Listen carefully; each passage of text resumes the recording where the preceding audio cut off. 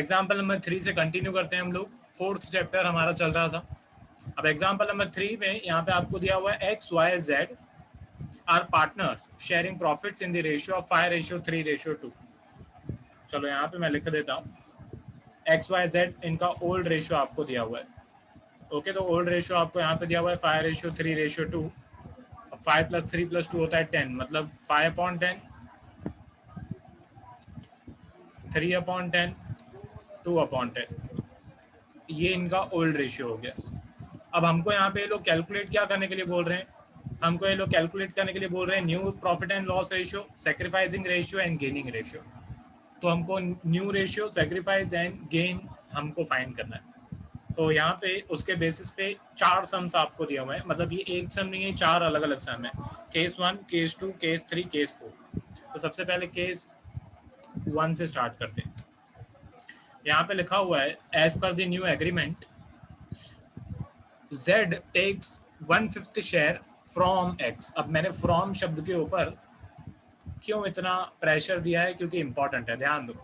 एक ये शब्दों का खेल है, मतलब एक शब्द भी अगर आपने गलत इंटरप्रेट किया, अकाउंट्स एक ऐसा सब्जेक्ट है, एक सब्जेक्ट भी अगर आपने गलत इंटरप्रेट किया तो आंसर आपका गलत आ सकता है। ठीक है, फ्रॉम और एक शब्द होता है ऑफ, ऑफ वाला यहाँ पे यूज किया हुआ है, ये रहा। केस 4 में शब्द यूज किया हुआ है ऑफ। ठीक है, अपने टेक्स्ट बुक में अंडरलाइन कर दो फ्रॉम एंड ऑफ। फ्रॉम अगर लिखा हुआ है क्वेश्चन में तो कैलकुलेशन पूरी चेंज हो जाती है। ऑफ अगर लिखा हुआ है क्वेश्चन में तो पूरी कैलकुलेशन चेंज हो जाती है। कैलकुलेशन करने का तरीका पूरा चेंज हो जाता है, आंसर भी चेंज हो जाता है। तो ये शब्दों पे ध्यान देना हमेशा, फ्रॉम एंड ऑफ। फ्रॉम लिखा हुआ है तो अलग कैलकुलेशन होगी, ऑफ लिखा हुआ है तो अलग कैलकुलेशन होगी। मैं समझा भी देता हूँ। यहाँ पे फॉर एग्जाम्पल फ्रॉम शब्द का यूज किया हुआ है। ठीक है, फर्स्ट क्वेश्चन में फ्रॉम लिखा हुआ है। तो फ्रॉम शब्द का मीनिंग क्या होता है कि टोटल शेयर में से 1/5 शेयर। फर्स्ट क्वेश्चन में लिखा हुआ है as per new agreement Z takes 1/5 share from X। तो सबसे पहले तो X का जो रेशियो है वो है 5/10। ठीक है, X का जो रेशियो है वो है 5/10। यहाँ पे मैं लिख ही देता हूँ, पहले X का रेशियो है, फिर Y का रेशियो है, फिर Z का रेशियो। ठीक है, तो X का जो रेशियो है वो है 5/10। उसमें से Z को 1/5 मिलेगा, किसमें से? X के रेशियोज में से। तो यहाँ पे सबसे पहले तो ये सेक्रीफाइस आपको दिया हुआ है। जब शब्द लिखा हुआ हो फ्रॉम, तब इन शॉर्ट सेक्रीफाइस आपको दिया ही हुआ है। Sacrifice of X equals to 1/5।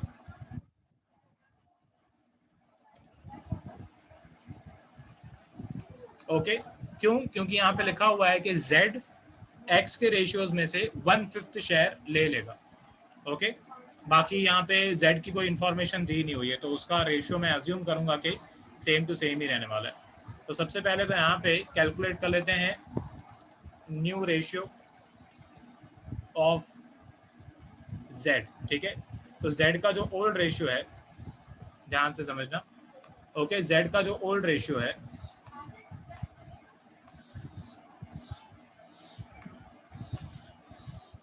Z का जो ओल्ड रेशियो है वो है 2/10। अब इसमें से 1/5 जो शेयर है वो Z X में से लेने वाला है। बस अभी यहाँ पे इसकी कैलकुलेशन करनी है, एलसीएम करना है। तो 5 और 10 का एलसीएम 10 आएगा। यहाँ पे नीचे भी है, ऊपर भी 2 से मल्टीप्लाई करेंगे। ओके, तो ये हो जाएगा 2 + 3। अब न्यू रेशियो की फॉर्मूला ये मैंने लास्ट लेक्चर में भी बताई थी, मैं इस लेक्चर में भी बता देता हूँ। New ratio equals to old ratio plus gain. अगर गेन है तो हम प्लस करेंगे, और new ratio equals to old ratio minus sacrifice, और जिसका सेक्रीफाइस है उसमें से माइनस कर देंगे। तो अगर गेन है तो हम प्लस कर देंगे, एंड अगर सेक्रीफाइस है तो हम माइनस कर देंगे। ओके, तो यहाँ पे फाइनल जो आंसर है, फाइनल आंसर आएगा 5/10। फिलहाल मैं इसको कोई भी कटाम कोटी नहीं कर रहा हूँ। ये न्यू रेशियो ऑफ Z आ गया 5/10। अब बाकी के लोगों का भी न्यू रेशियो हमें फाइंड करना है। ठीक है, तो यहाँ पे Z का न्यू रेशियो है 5/10। अब यहाँ पे new ratio of X find करते हैं। ठीक है, क्यों X का रेशियो फाइंड कर रहा हूँ मैं? क्योंकि X में से 1/5 शेयर जो है वो Z ने लिया है। ठीक है, तो X का यहाँ पे क्या हुआ है?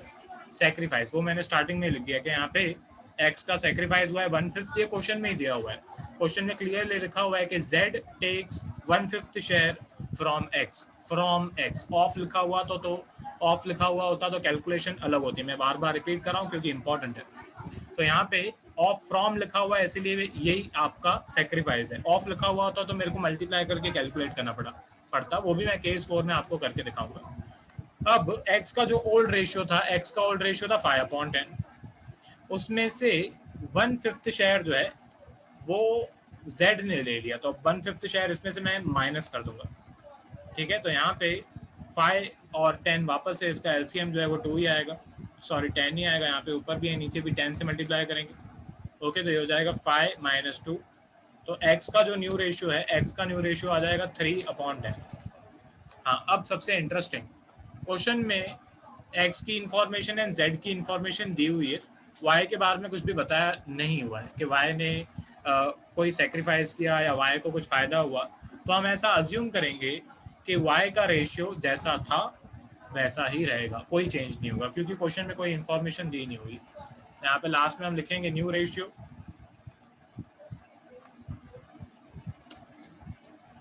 Of x y z। Okay, new ratio of x y z equals to x का जो न्यू रेशियो है वो है 3/10, y का जो रेशियो है वो सेम ही रहेगा। y का पहले रेशियो था 3/10, अभी भी y का रेशियो 3/10 है, एंड z का रेशियो न्यू वाला हो चुका है 5/10। तो ये केस 1 है। ओके, हर एक सम इसमें अलग हो सकता है एंड हर एक सम की कैलकुलेशन आपको पता होनी चाहिए। मेनली शब्दों का जो मीनिंग है वो आपको पता होना चाहिए कि फ्रॉम लिखा हुआ हो तो क्या करने का, ऑफ लिखा हुआ हो तो क्या करने का। ओके, ये अलग अलग शब्द हैं। केस 1 हो गया हमारा। अब केस 2 पे आ जाते हैं। अब केस 2 में ओल्ड रेशियो तो सब में सेम ही रहने वाला है। यहाँ पे एक चेंज होगा, z में 2 1 2 होता है, यहाँ पे 5 की जगह पे 4 आएगा, एंड यहाँ पे भी 5 की जगह पे 4 आएगा। ठीक है, एंड ये नीचे के नंबर्स जो हैं 4 + 3 7, 7 + 3 10, हाँ वो चीज़ सेम ही रहने वाले हैं। तो ये केस 1 का आंसर हमारा सॉल्व हो गया। ओके, केस 2 स्टार्ट करते हैं अभी। तो केस 2 में ओल्ड रेशियो तो ऑब्वियसली सेम ही रहेगा। यहाँ पे लिखा हुआ है as per the new agreement z takes 1/5 share equally from x and y। यहाँ पे सबसे पहले तो फ्रॉम शब्द का यूज किया हुआ है। ओके, ये इंपॉर्टेंट है कि फ्रॉम शब्द यूज किया हुआ है, एंड दूसरा इंपॉर्टेंट वर्ड जो यहाँ पे यूज किया हुआ है इक्वली। ओके, इक्वली जो है ये दूसरा इंपॉर्टेंट शब्द यहाँ पे यूज किया हुआ है। z को वापस से 1/5 शेयर मिलने वाला है। जैसे अभी केस 1 में 1/5 शेयर मिला, वैसे ही केस 2 में भी z को 1/5 शेयर ही मिलने वाला है। ओके, पर केस 1 में z को जो 1/5 शेयर मिला वो x के रेशियो में से मिला था। x का जो रेशियो था उसमें से 1/5 शेयर मिला था z को। इस क्वेश्चन में केस 2 में z को 1/5 शेयर ही मिलने वाला है, पर x और y दोनों देने वाले हैं, और वो भी इक्वली। तो सबसे पहले तो यहाँ पे केस 2 में जो सबसे इजी पॉइंट है वो मैं लिखूंगा न्यू रेशियो ऑफ z। ठीक है, न्यू रेशियो ऑफ z जो है वो सबसे इजी क्यों है, क्योंकि पहले भी केस 1 में भी z को 1/5 शेयर मिला था, अभी भी z को 1/5 शेयर ही मिलने वाला है, तो पूरी कैलकुलेशन भी सेम है। ओके, 2/10 z का ओल्ड रेशियो था, अभी z को 1/5 शेयर मिलने वाला है। ओके, नीचे भी 2 से मल्टीप्लाई, ऊपर भी 2 से मल्टीप्लाई, तो ये हो जाएगा डिनोमिनेटर में आ जाएगा 10, ये हो जाएगा 2 + 2। ओके, तो z का न्यू रेशियो अभी भी 4/10 ही आएगा। पर पहले वाले क्वेश्चन में जो 1/5 शेयर था, जो सेक्रीफाइस जिसने किया था वो सिर्फ x ने किया था, अभी x और y दोनों सेक्रीफाइस कर रहे हैं इक्वली। ओके, मतलब 1/5 जो है, जो 1/5 z को मिलने वाला है वो 1/5 का आधा पार्ट x देगा और 1/5 का आधा पार्ट y देगा। तो सबसे पहले तो यहाँ पे मैं सेक्रीफाइस कैलकुलेट करूंगा। यहाँ पे मैं लिख देता हूँ सेक्रीफाइस ऑफ x।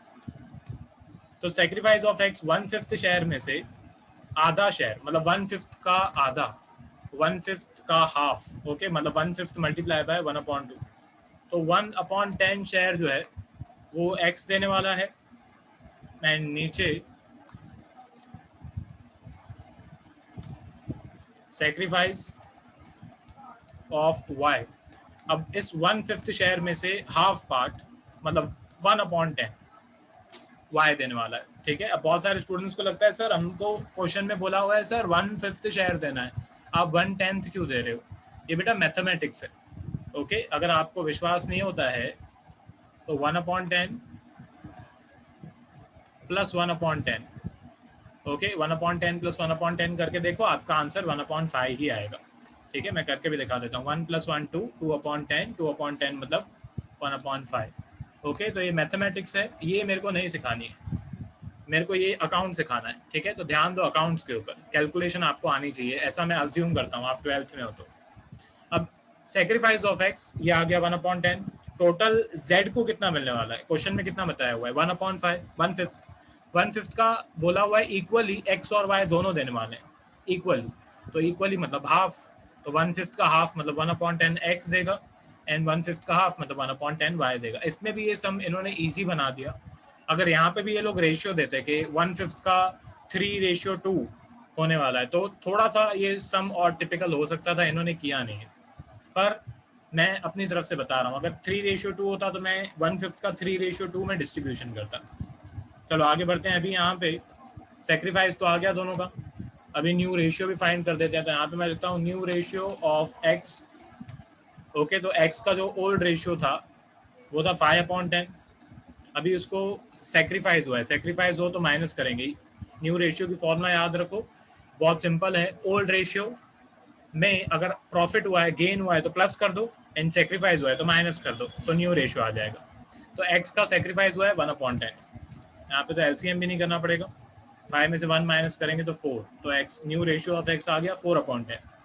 उसके बाद आगे बढ़ते हैं, new ratio of y, new ratio of y. Okay, तो new ratio of y, y का ओल्ड रेशियो जो था वो ऊपर से मैं देख लेता हूँ एक बार। वाई का ओल्ड रेशियो था 3/10।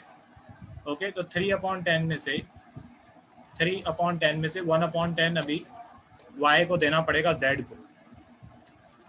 ठीक है, तो 3 में से 1 जाएगा तो ये हो जाएगा 2। अब यहाँ पे न्यू रेशियो इनका लिख देते हैं, तो न्यू रेशियो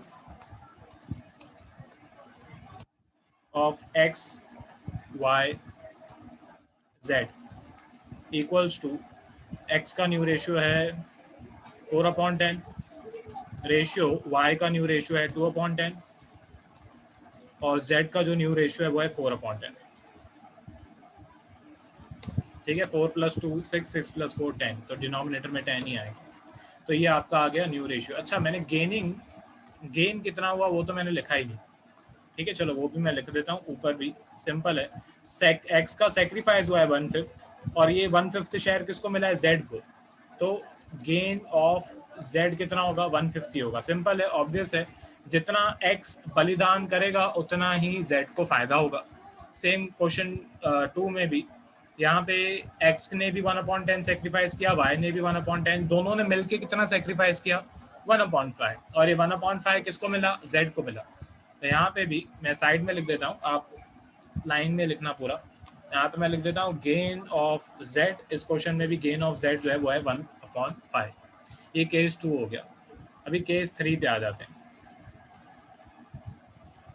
ठीक है, क्वेश्चन रीड कर लेते हैं। केस 3 यहाँ पे लिखा हुआ है, as per the new agreement X Y and Z decide to share future profit and losses equally. ये तो बहुत इजी क्वेश्चन दे दिया इन्होंने, ये सेम वही है जो क्वेश्चन नंबर एग्जाम्पल नंबर 1 मैंने आपको कराया था। ठीक है, इसमें इनका ओल्ड रेशियो आपको दिया हुआ है, न्यू रेशियो भी दे दिया इन्होंने। क्वेश्चन में बोला हुआ है कि उन्होंने डिसाइड किया कि आगे जाकर वो अपना जो रेशियो है न्यू रेशियो वो इक्वली डिस्ट्रीब्यूट करेंगे, मतलब 1:1:1 में वो लोग अपना न्यू रेशियो जो है वो डिस्ट्रीब्यूट करने वाले हैं। तो ये कैलकुलेशन मैं आपको दे देता हूँ होमवर्क के लिए, प्लीज़ करना।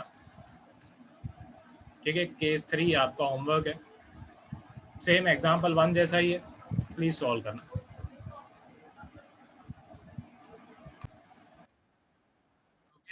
केस 3 करना आपका होमवर्क है, न्यू रेशियो ओल्ड रेशियो दिया हुआ है, सिर्फ फॉर्मूला लगा के कैलकुलेशन करनी है। उसके बाद केस 4 है, केस 4 इंटरेस्टिंग है एंड इम्पॉर्टेंट भी है क्योंकि यहाँ पे ऑफ शब्द का यूज किया हुआ है। यहाँ पे क्वेश्चन में लिखा हुआ है as per the new agreement Z takes 1/5 share of X and 1/6 share of Y। अभी तक क्वेश्चन में आपको फ्रॉम शब्द दिया हुआ था, ओके, तो उसकी कैलकुलेशन मैंने आपको अलग तरीके से कराई। अभी आपको ऑफ शब्द दिया हुआ है, मतलब यहाँ पे क्वेश्चन में लिखा हुआ है कि 5/10 का 1/5 X जो है वो Z को देने वाला है एंड Z Y का कितना रेशियो है, Y का रेशियो है 3/10, तो Y का 3/10 का 1/6 शेयर Z को मिलने वाला है। ओके, तो फ्रॉम एंड ऑफ में जमीन आसमान का फर्क है। मैं क्या करता हूँ यहाँ पे थोड़ी स्पेस बना देता हूँ, या चलो केस 4 मैं नीचे ही लिखता हूँ, ठीक है। केस 4 सबसे पहले ओल्ड रेशियो मेरे को वो चाहिए, ठीक है। Old ratio X Y Z, okay, X Y Z का ओल्ड रेशियो जो है वो आपको दिया हुआ है 5:3:2, 5/10, 3/10, 2/10, ये इनका ओल्ड रेशियो दिया हुआ है। अब इसके बाद इंटरेस्टिंग पार्ट शुरू होता है। क्वेश्चन में क्या लिखा हुआ है कि Z takes 1/5 share of X। Of और फ्रॉम में बहुत डिफरेंस है। इस एक डिफरेंस की वजह से आपका 8 मार्क्स का सम या तो सही होगा या तो आपका 8 मार्क्स का सम गलत होगा। ओके, ये ध्यान देना।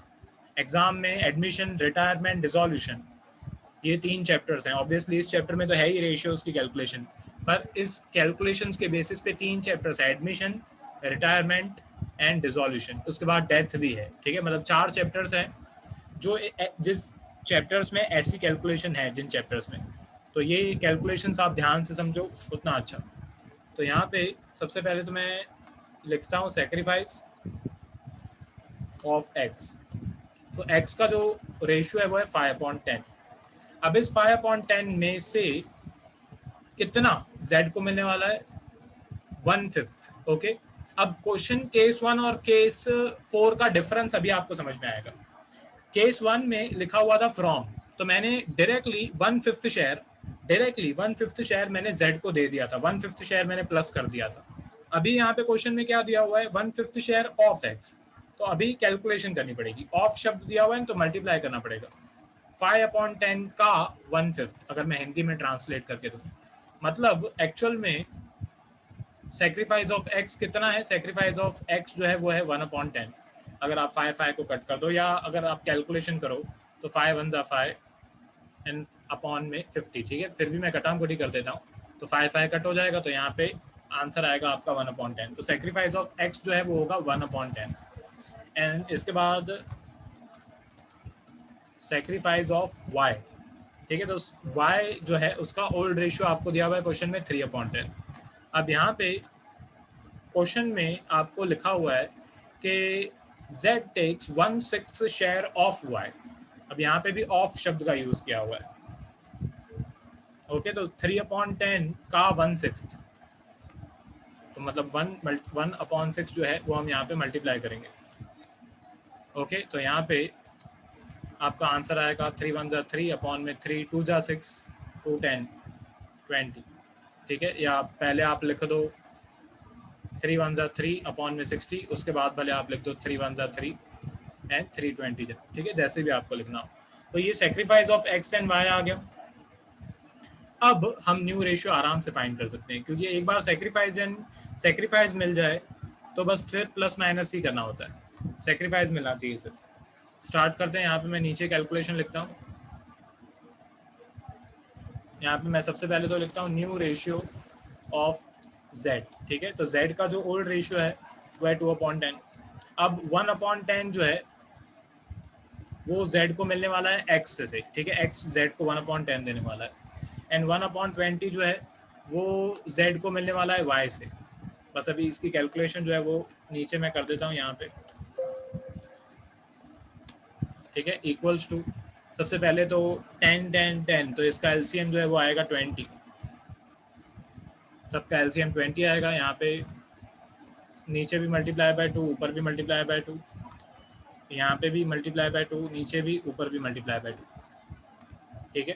तो ये हो जाएगा 2 + 2 यहाँ पे सॉरी 2 नहीं 4 + 2 + 1 final new ratio of z, नीचे लिख देता हूँ new ratio of z equals to 4 + 2 6 6 + 1 7, तो ये हो जाएगा 7/20।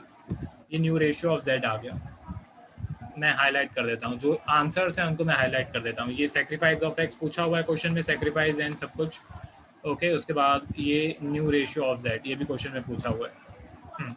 अभी आगे बढ़ते हैं, यहाँ पे लिखते हैं न्यू रेशियो ऑफ x। ठीक है, तो x का जो ओल्ड रेशियो था वो था, ऊपर से देख लेते हैं, 5/10। ठीक है, x का ओल्ड रेशियो था 5/10, वो यहाँ पे मैंने लिख दिया 5/10। अभी इसके बाद x ने कितना सेक्रीफाइस, कितना बलिदान दिया, तो 1/10, तो वो 1/10 जो है वो माइनस करेंगे। ठीक है, 5/10 माइनस 1/10, तो x का जो न्यू रेशियो है वो हो जाएगा 4/10। ओके, इसमें शायद आगे कैलकुलेशन करनी पड़े मेरे को, डिनोमिनेटर क्योंकि रेशियोज में सबका इक्वल होना चाहिए। उसके बाद न्यू रेशियो ऑफ y। ठीक है, तो न्यू रेशियो ऑफ y जो है वो y का ओल्ड रेशियो कितना था, y का ओल्ड रेशियो था 3/10। 3/10 में से y ने कितना सेक्रीफाइस किया है, 1/20। तो यहाँ पे भी एलसीएम हो जाएगा, यहाँ पे भी नीचे 2 मल्टीप्लाई करेंगे, ऊपर भी, तो इसका आंसर जो है डिनोमिनेटर में आएगा 20। 3 2 6 6 - 1, 6 - 1 मतलब 5, तो इसका न्यू रेशियो जो है वो हो जाएगा 5/20। ओके, अब z का यहाँ पे मैं लिख दूँ, ये x का रेशियो है एंड ये y का रेशियो है। ओके, अब यहाँ पे मैं लिख देता हूँ न्यू रेशियो, तीनों का न्यू रेशियो। ठीक है, new ratio of x y z। ठीक है, तीनों का न्यू रेशियो। अब डिनोमिनेटर सेम होना चाहिए। ठीक है, तो यहाँ पे z के डिनोमिनेटर में भी 20 है, y के डिनोमिनेटर में भी 20 है, x के डिनोमिनेटर में 10 है, तो मेरे को इसको 20 बनाने के लिए नीचे भी 2 से ऊपर भी 2 से मल्टीप्लाई करना पड़ेगा। ठीक है, तो ये मल्टीप्लाई वगैरह करने के बाद 4 2 8 एंड अपॉन 20 हो जाएगा। ठीक है, तो डिनोमिनेटर रेशियोज में सबका इक्वल होना चाहिए। आप ऐसे नहीं लिख सकते हो। ठीक है, आप ऐसे नहीं लिख सकते हो 4/10 ओके, रेशियो 7/20, रेशियो 5/20। ठीक है, आप ऐसे नहीं लिख सकते हो। ओके, ऐसे नहीं चलता है। अच्छी तरह से सबका डिनोमिनेटर इक्वल होना चाहिए। तो सबसे पहले x का रेशियो 8/20, फिर y का रेशियो 5/20 एंड उसके बाद z का रेशियो 7/20। अब ये हमारा न्यू रेशियो फाइंड हो गया। क्वेश्चन में गेन भी पूछा हुआ है, तो यहाँ पे मैं साइड में कैलकुलेशन कर देता हूँ, आप पहले नीचे लिख देना। यहाँ पे मैं लिख देता हूँ गेन ऑफ z, तो z को 1/10 x ने दिया प्लस 1/y ने कितना दिया, हाँ 1/20, 1/20 y ने दिया, तो टोटल z को कितना मिलेगा वो यहाँ पे बस प्लस करके लिख देना है। नीचे भी 2 से मल्टीप्लाई, ऊपर भी 2 से मल्टीप्लाई। ओके, तो z को टोटल 2 + 1/20 ओके, मतलब 3/20, ये z का गेन है। ठीक है, क्वेश्चन में सब पूछा हुआ है ना, क्वेश्चन में पूछा हुआ है न्यू रेशियो बताओ, सेक्रीफाइस बताओ, गेन बताओ, तो सारी कैलकुलेशन यहाँ पे कंप्लीट हो गई। ओके, तो ये एक सम नहीं था, ये टोटल 4 सम्स थे। केस 1, केस 2, केस 3, केस 4 सारे इंपॉर्टेंट है। केस 3 आपका होमवर्क है, ये क्वेश्चन है एग्जाम्पल नंबर 3। ओके, ये केस 1 की कैलकुलेशन है, उसके बाद ये नीचे केस 2 की कैलकुलेशन है। पॉज करके लिखते रहना प्लीज सब कुछ। उसके बाद नीचे केस 3 होमवर्क एंड ये केस 4 की कैलकुलेशन।